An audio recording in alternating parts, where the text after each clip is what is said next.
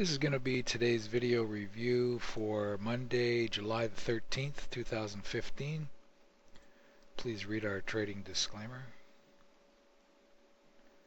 Today we're actually going to discuss a couple of concepts and items such as why trade the NQ.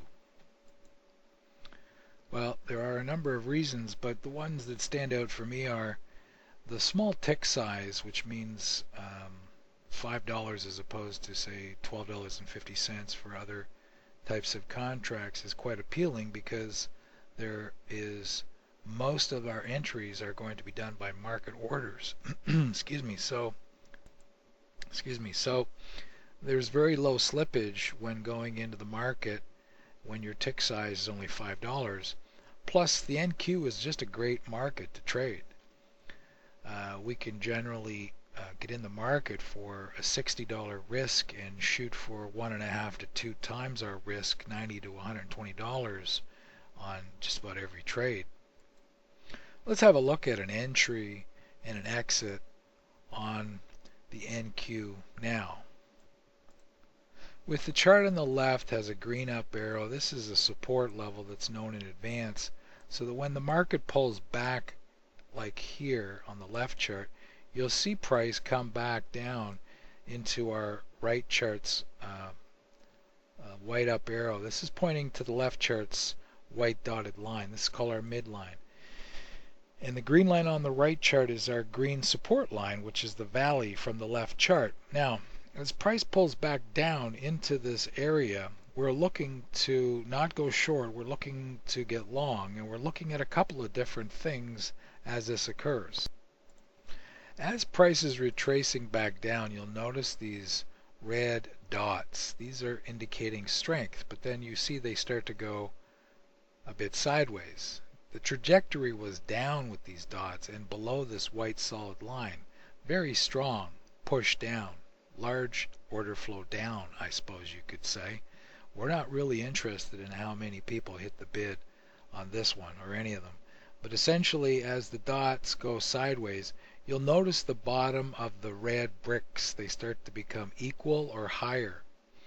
And you can see a slight tail here, more of a tail above the brick and below the brick here, indicating, a two-sided market. So as soon as we get this green brick print here, the market's going to close at the high tail of this brick up here, and we're going to get in at the market. The bar to the right does not mean price came all the way back down. Sometimes it does retrace, but quite often not. These are synthetic bars. We don't use these bars to determine the open. The open is a synthetic price. What that means is we're interested how the bar closes. So the bar closed green, and it closed by exceeding a certain tick size that we've set. Now you'll notice at the top up here, our tick size for a trend is 2, the reversal is 4, and the open offset's 2. We teach more about that in the Masters of the Universe course, but essentially you'd be going to the market at this price. So you'll be getting in probably with a tick of slippage. In a very fast market, you may encounter 2 tick slippage, but generally you can get filled at the high here. Sometimes you can get a better price. But essentially we're only looking at a long because price is retracing down. We have brick momentum. We're retracing back into a known valley. We're retracing back into the midline. This is an area in which we would look to get long. Now, as you can see, as price moves higher, we're not seeing any red bars here as we're moving higher. Price is continuing straight up here. And notice the up green arrow as I'm pointing to these dots. You'll notice that we get a magenta dot, a couple of blue dots, magenta dot. We're starting to lose push up here. Okay, that's what that's telling us. Now, we have different ways to monitor and manage our trades, but essentially we're looking for this lower yellow here to stay up. You notice as price pulls back down into it, the bottoms of the brick go sideways or higher. That means this yellow here is up. Even though the tails went a little lower, it doesn't matter. and we're getting our green bricks, and we're getting our overlap, and prices continue to move higher. So one can manage their trade this way. It's very simple, and very simple for the mind to stay attached to and not get what we call tickitis.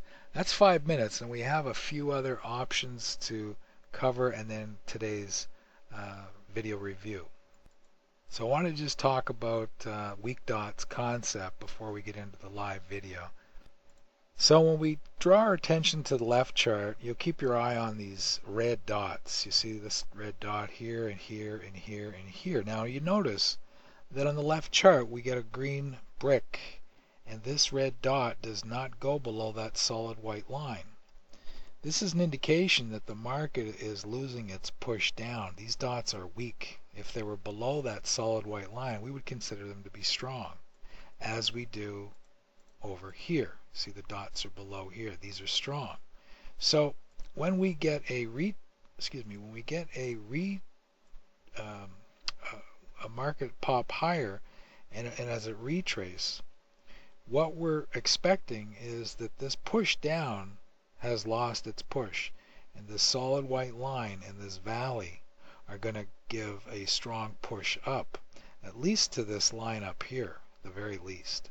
So this is what we're anticipating with this strategy.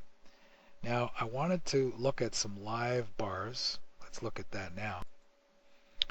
So as you're looking at this strategy, this method that we're discussing using Drummond Energy Bands, you'll notice that the bars on both charts are drawn as candles. They're red or green, and that's basically it, because for our mind purpose we want to keep things as simple as possible.